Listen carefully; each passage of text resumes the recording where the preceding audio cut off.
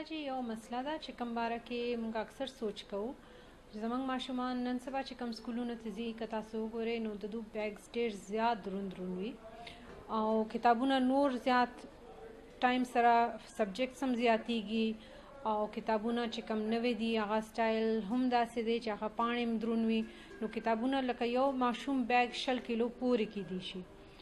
نو د دې خپل هم نقصان دی چې کوم ماشوم پیاده سکول ته ځي هغه بیګ خالی که سکول کې دروازې پورې که کوشي او د نه کلاس لرې وي او هلته پورې هم لاړ شي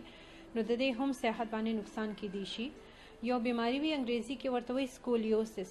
سکولیوسس مطلب دا دی چې د انسان ملا چې کوم دی دا هډوکې بالکل نیغ نه وي پکار دی چې ملا داسې لکه سیده وي که نه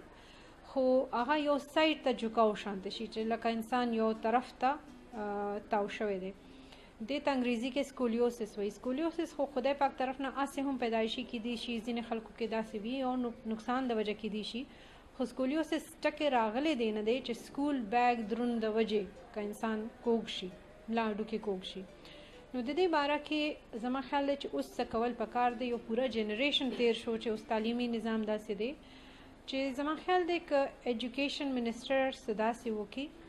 چې کم سټیک هولډرز دي چې کم خلک انوالو دي یې سره کینی ملاو شي او څه داسې حل روباسي چې څنګه بهر ملکونو کې کیږي چې سکول بیګز چې کمی ای دونه دروند نه وي ماشومان زیاتر کاپیانې او کتابونه سکول کې پرېږدي او چې کم ضروري سامان وي صرف هغه 2-3 کاپیانې 2-3 بیګز بکس اینڈ کاپیز چې کم دی کور ته راوړي هوم ورک کوي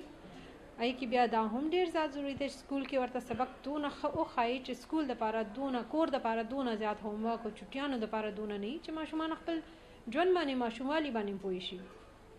نو آی تھنک دا ډیر زیات ضروري دی د سره که اوبویسلی ملا هډوکې کوږ شي نو بیا یې سره دا پړپوس باندې پیپړو باندې هم فرق پرېوځي ساب مسلې راتلی شي چې کوم ماشوم مخکې نه دمه وي او ماشومانو کې خو دمه ډیر عام ساده شانتي بیماري ده نو هغه نور خرابېدی شي نور مسلې راتلی شي او ماشوم صحت لپاره نه دی ښه